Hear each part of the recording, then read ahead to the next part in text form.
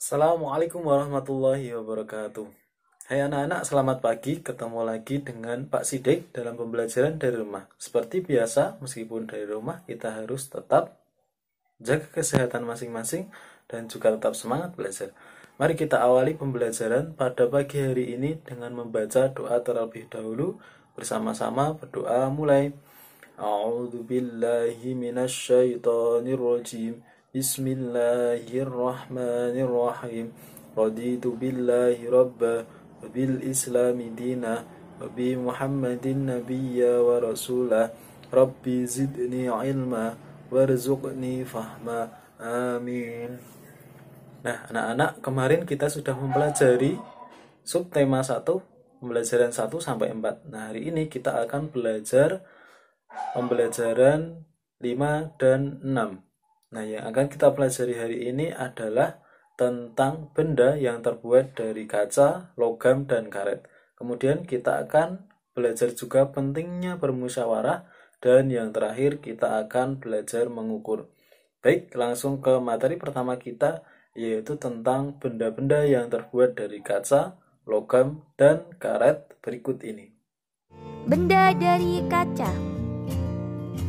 Ada benda-benda yang dibuat dari kaca. Benda tersebut antara lain ada gelas, piring, mangkuk, kacamata, akuarium, jendela, dan peralatan laboratorium. Kaca memiliki sifat kedap air dan tembus cahaya.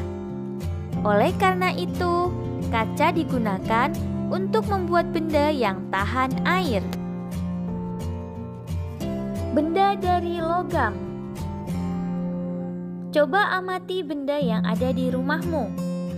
Adakah benda yang dibuat dari logam?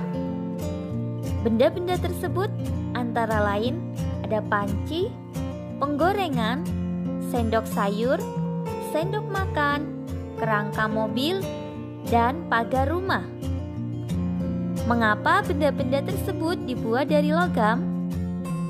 Karena logam memiliki sifat kuat, dapat dibentuk, dan penghantar panas yang baik. Benda dari karet. Perhatikan penghapus pensil.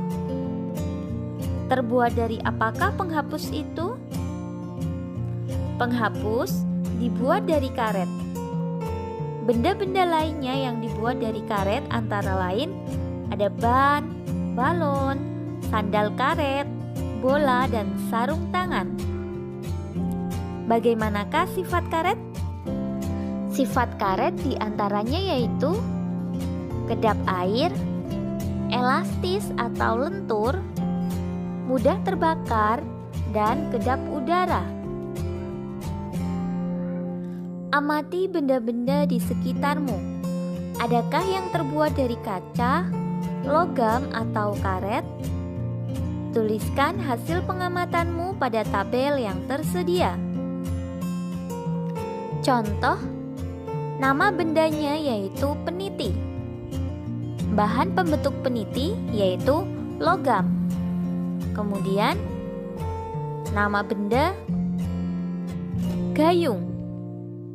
Bahan pembentuknya plastik. Lalu,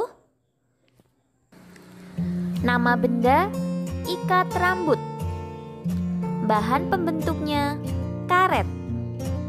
Silahkan kalian bisa melengkapi lagi jawaban-jawaban tersebut. Oke, mari kita lanjut ke materi yang kedua, yaitu tentang pentingnya bermusyawarah. Mari kita simak bersama-sama berikut ini. Ingat kembali saat kamu melakukan musyawarah bersama teman-teman atau keluarga. Kemudian, jawablah pertanyaan berikut. Pertanyaan yang pertama, apakah setiap anak boleh memberikan pendapatnya saat musyawarah? Boleh, ya. Setiap anak memiliki hak menyampaikan pendapat, sehingga semua anak boleh memberikan pendapatnya saat musyawarah. Pertanyaan yang berikutnya, mengapa kita harus memberikan pendapat saat musyawarah? Coba mengapa adik-adik?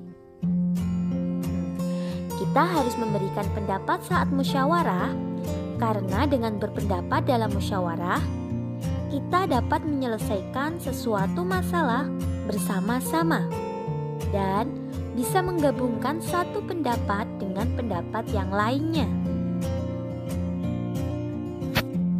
Yang nomor 3, apa yang terjadi jika hanya 1 atau 2 orang yang memberikan pendapat? Ya. Jika hanya 1 atau 2 orang yang memberikan pendapat, maka tidak masalah, asalkan orang lain mau menerima pendapat tersebut.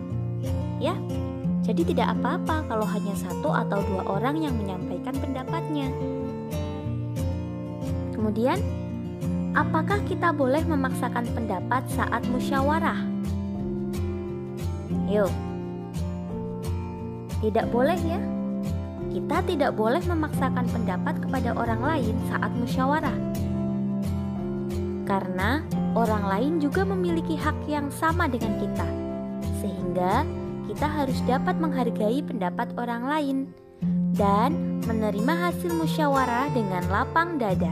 Yang pertama, tuliskan keuntungan melakukan musyawarah dalam mengambil keputusan bersama. Apa keuntungannya melakukan musyawarah dalam mengambil keputusan? Ya, keuntungannya yaitu diantaranya akan terjalin hubungan yang baik antar anggota musyawarah.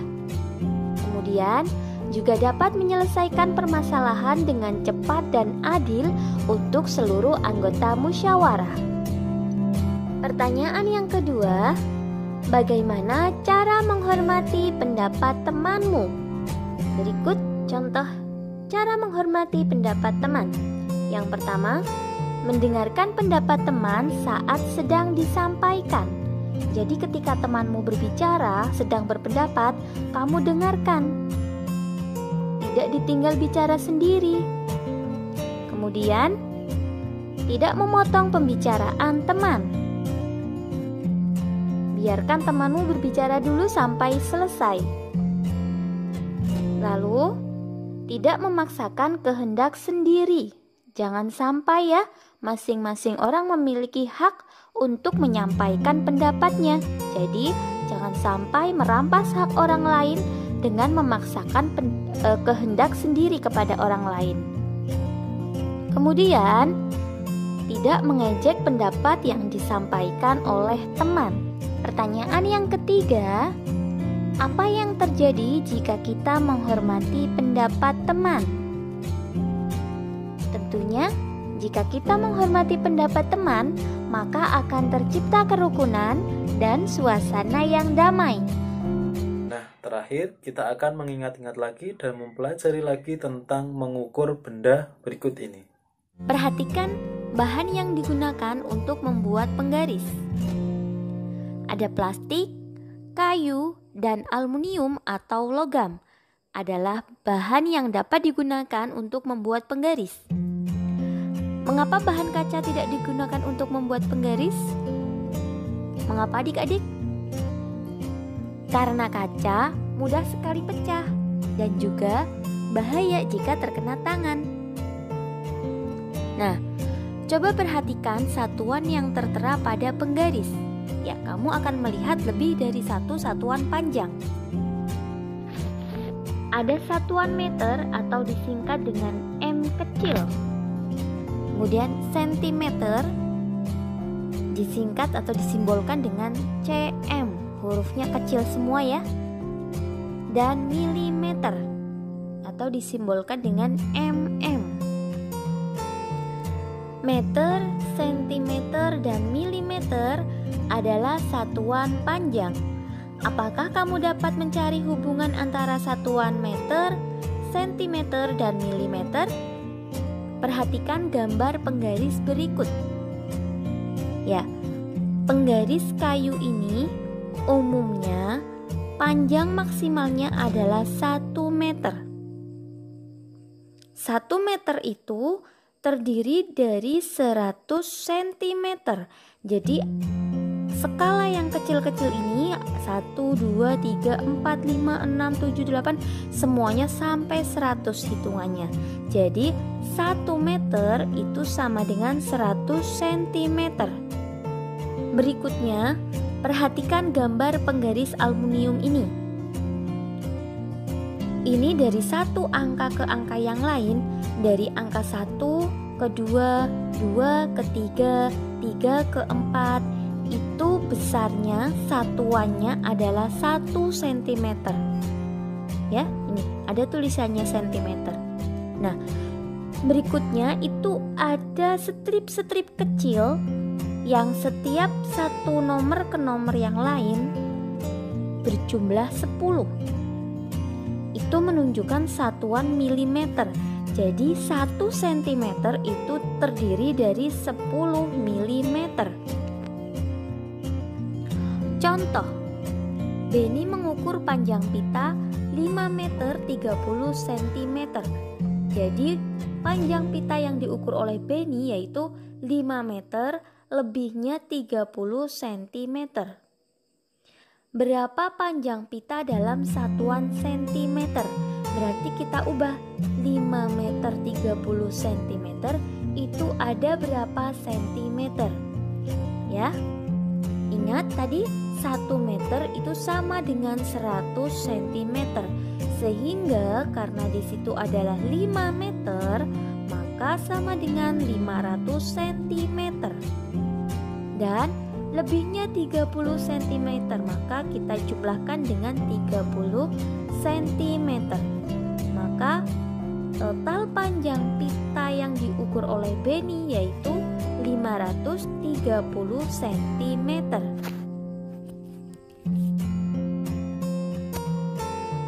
Ubahlah sesuai satuan yang diminta.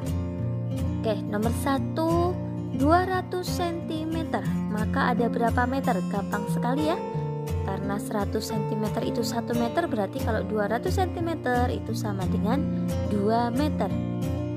Berikutnya, 500 cm sama dengan berapa meter? Ya, 5. Yang nomor 3, 6 meter sama dengan berapa sentimeter? 1 meter 100 cm.